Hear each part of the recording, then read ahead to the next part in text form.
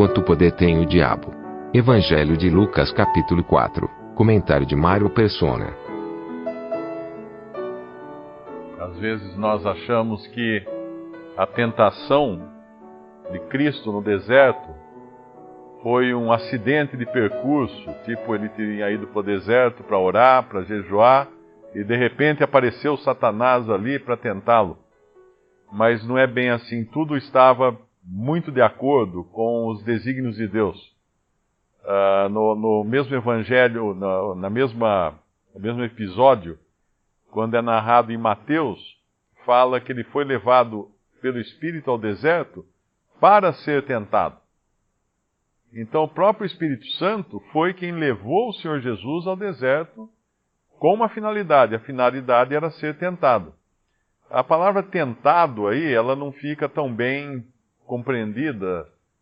Talvez se nós falássemos testado ou provado, daria um melhor entendimento do que significa, porque ele não podia ser tentado, porque a tentação é algo que encontra um eco dentro de nós, e esse eco dentro de nós, a nossa carne, a nossa natureza pecaminosa, responde à tentação, e aí dessa resposta, então, nasce o pecado. Eu acho que em Tiago explica isso aí. Mas o Senhor não podia ser tentado de dentro para fora. Ele não tinha resposta a uma tentação ou qualquer estímulo exterior. Ele não tinha dentro uma resposta, porque não havia nele a natureza pecaminosa que nós temos. Então ele foi para ser provado.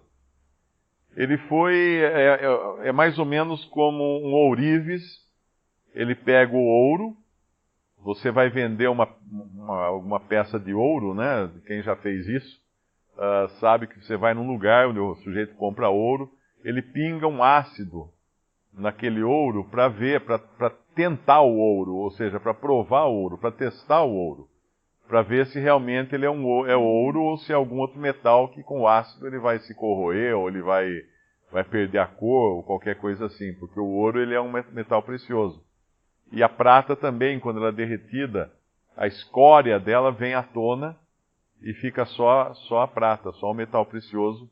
E o fogo então prova ou testa a prata. E é nesse sentido que o Senhor Jesus foi provado, testado, ou tentado aqui, como diz no texto, para mostrar quem ele realmente era, para mostrar que não havia escória alguma nele, que ali era só ouro, era só prata, não tinha nada de impureza naquele ser santo, porque ele não tinha a natureza pecaminosa herdada de Adão, graças ao seu nascimento, que foi através do Espírito Santo que gerou no ventre de Maria. Ele é levado, então, pelo Espírito, com uma finalidade de ser provado. E ele vai agora passar por 3 lugares aqui. A tentação começa no deserto, que é um lugar onde não existe nada.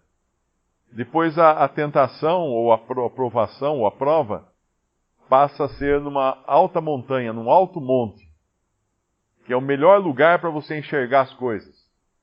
Você quer ver longe, você sobe numa montanha. É uma posição estratégica para se olhar, para se enxergar.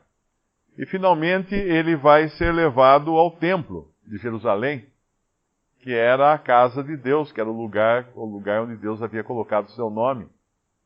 E esses 3 lugares distintos, eles têm também significados distintos. Primeiro, Satanás começa a tentar o Senhor ele percebe uma necessidade, claro, o Senhor ficou 40 dias e 40 noites sem comer coisa alguma, e aqui não diz, mas no Evangelho de Marcos diz que ele ficou em meio às feras que havia no deserto. Então o deserto tem animais selvagens, tem animais peçonhentos, e ele estava ali no meio de todos esses, mas eles não faziam mal algum ao Senhor, porque ele havia criado todos esses animais. E ele fica em meio a essas feras, fica num deserto, sem comida, e aí ele tem fome. E obviamente o diabo vai aproveitar essa oportunidade agora, porque há uma necessidade. Então há uma tentação, uma provação para se suprir a necessidade. É importante entender que todas as ofertas que Satanás fez a ele, não havia nada de errado em ele atendê-las, no sentido de que todas elas eram coisas legítimas e ele usar do seu legítimo poder para suprir suas legítimas necessidades, é mais ou menos como aquilo que Paulo escreve, né? Todas as coisas me são lícitas, mas nem todas as coisas convêm. Todas as coisas me são lícitas, mas não me deixarei dominar por nenhuma delas. E aqui, obviamente, ele não vai atender as insinuações do diabo, que usa a palavra de Deus. Ele começa, primeiro ele fala no versículo 3, se tu és o Filho de Deus, dize a esta pedra que se transforma em pão. E Jesus lhe respondeu dizendo, escrito está, que nem só de pão viverá o homem, mas de toda a palavra de Deus. E ele vai depois, ele vai usar a palavra de Deus mais adiante, no final, né? Mandará os seus anjos, no versículo 10, acerca de ti, que te guardem. A primeira tentação é para suprir uma necessidade física do Senhor, a fome. Uma necessidade do seu corpo de carne. Não carne no sentido pecaminoso, né? Mas do seu corpo de carne. Seu corpo humano. A primeira tentação de Eva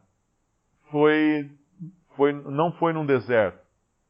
Foi num jardim onde havia tudo para comer. E Satanás, então, vai apelar lá no deserto para as 3 concupiscências que são fundamentais ou naturais ao ser humano. A concupiscência da carne, a concupiscência dos olhos e a soberba da vida. 1 João fala dessas 3. Eva caiu nas 3 lá. Satanás tentou Eva nas 3.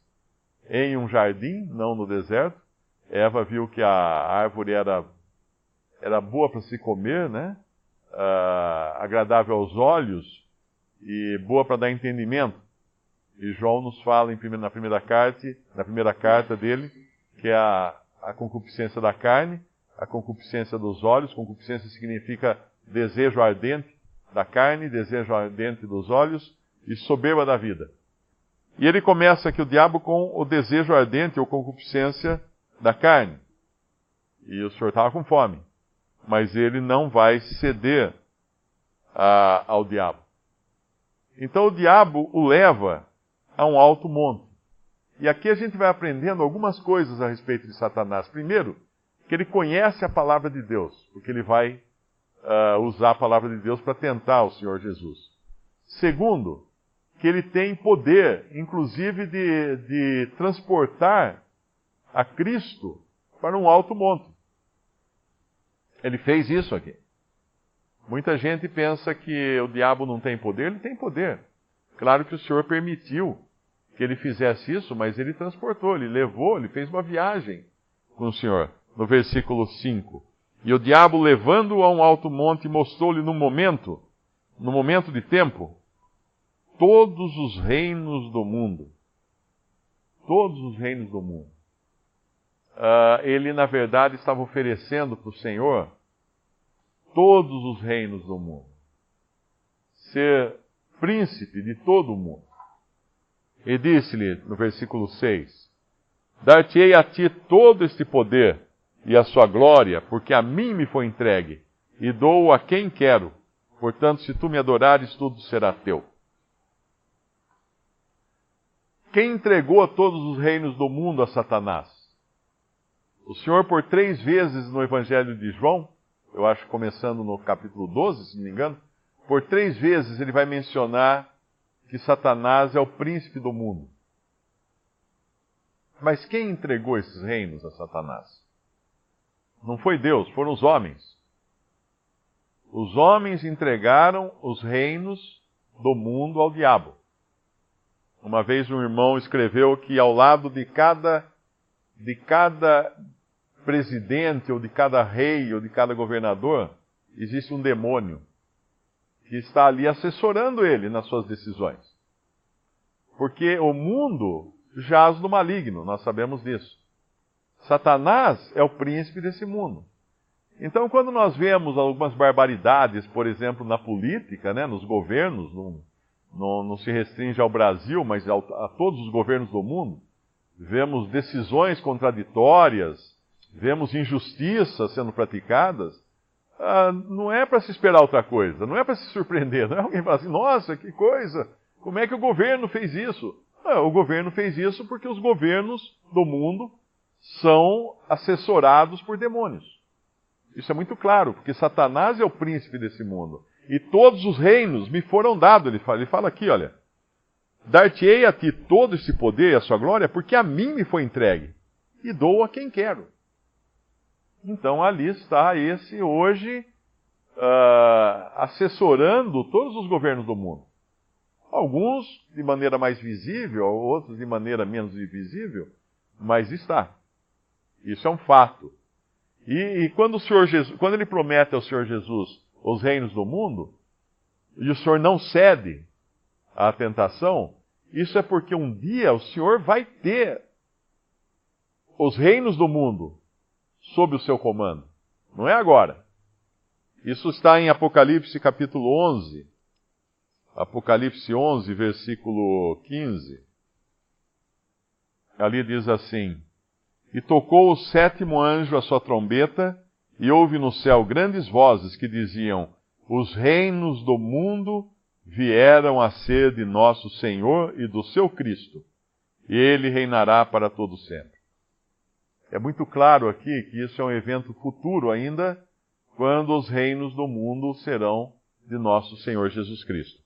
Mas aqui Satanás oferece isso, é a segunda tentação. A primeira foi para satisfazer a concupiscência da carne, a segunda ele põe num alto monte para ele poder enxergar todos os reinos do mundo e toda a glória desses reinos, que deve ter sido uma visão magnífica que o Senhor enxergou, e mesmo assim ele não cede, ele sabe que não era ali o momento dele ter todos os reinos do mundo.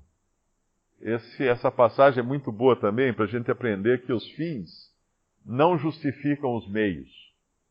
Muitas vezes nós podemos ser tentados a cortar caminho, a pegar atalhos, para chegar a uma finalidade que é justa, boa, honesta, correta, e achando, não, mas se é para chegar nisso, então vamos fazer de qualquer jeito, porque o fim vai ser bom. Não. O Senhor Jesus ele vai fazer nos meios que estavam designados para ele.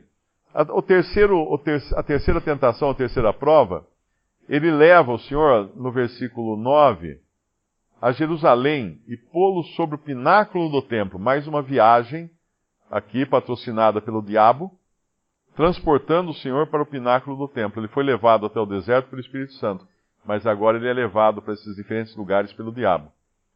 E lá de cima ele fala, se tu és o Filho de Deus, lança-se daqui abaixo. E essa era uma tentação também para o Senhor, porque não havia nada de errado em ele cumprir o que Satanás sugeria, que era de ordenar aos anjos no versículo 10, porque está escrito, mandarás aos seus anjos acerca de ti que te guardem. Ele podia mandar. Como quando ele estava na cruz, ele podia pedir legiões de anjos que descessem e tirassem ele dali. Ele podia, ele tinha poder para isso. Mas ter poder não significa que usar esse poder é correto em certas circunstâncias. Lá em Malaquias, no capítulo 3 de Malaquias eu acho que é o último livro da Bíblia, né? É do Velho Testamento, obrigado. É o último livro do Velho Testamento, é Malaquias.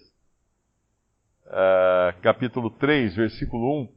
Eis que eu envio o meu anjo, que preparará o caminho diante de ti, e de repente virá ao seu templo o Senhor, a quem vós buscais, o anjo do concerto, a quem vós desejais. Eis que vem, diz o Senhor dos Exércitos. O Senhor podia pensar assim, bom, acabo de aparecer de repente no templo. Não seria essa a oportunidade dele mostrar o seu poder? Com essa aparição repentina dele no pináculo do templo? Não. Não. Não seria justo que ele pedisse aos anjos que o sustentassem ali, que o segurassem, e ele se lançando do pináculo do templo, seria o momento para que toda a multidão visse ele fazer isso? Seria a maior exibição que ele poderia fazer? Seria essa? Não, porque ele fala muito claro, não tentarás ao Senhor teu Deus, no versículo 12. Ele não ia se exibir, o Senhor nunca fez nada para se exibir. Nenhum dos milagres que ele fez tinha objetivo de se exibir, mas tinha objetivo de ajudar as pessoas. Ele não tinha objetivo de se exibir. Não era a hora ainda dele aparecer como Cristo vindo aos judeus, vindo ao templo de Jerusalém. Chegaria a hora dele fazer isso, mas não era agora. Então, primeiro ele foi tentado com a concupiscência da carne, para atender sua fome, tentado com a concupiscência dos olhos, quando viu todo aqueles reinos magníficos e todo o poder que eles tinham, e tentado agora para buscar prestígio ou soberba da vida, para ser visto pelos homens. Mas ele resistiu também. E ele sai dessa tentação, no versículo 13, acabando o diabo toda a tentação, ausentou-se dele por algum tempo, e no Evangelho de Marcos, ou Mateus, se não me engano, acho que é Mateus, vem os anjos e passam a servi-lo depois disso. Nossa! Eu vi um comentário que um soldado hoje das forças aliadas lá no Afeganistão, ele tem a roupa dele, é uma fortuna. Tudo que ele carrega naquela roupa, todos os apetrechos e coisa para visão noturna, aquela arma que ele leva, colete à prova de bala, GPS, tem um monte de coisa. E é um custo altíssimo agora, um soldado, ao contrário da Segunda Guerra Mundial, que ele ia lá com um fuzil e só. Então ele está totalmente equipado para enfrentar os inimigos. E nós, nesse mundo, fomos equipados. Deus não deixou a gente pelado aqui. Muitas pessoas falam, e agora? Como é que eu vou fazer para enfrentar essa situação? 2 Pedro, capítulo 1. Nosso tempo terminou rapidamente, só para lembrar o versículo. Versículo 3, 2 Pedro 1, 3. Visto como o seu divino poder nos deu tudo. Nos deu algumas coisas? Não. Nos deu tudo o que diz respeito à vida e piedade pelo conhecimento daquele que nos chamou por sua glória e virtude, pelas quais ele nos tem dado grandíssimas e preciosas promessas, para que por elas fiqueis participantes da natureza divina, havendo escapado da corrupção que pela concupiscência há no mundo.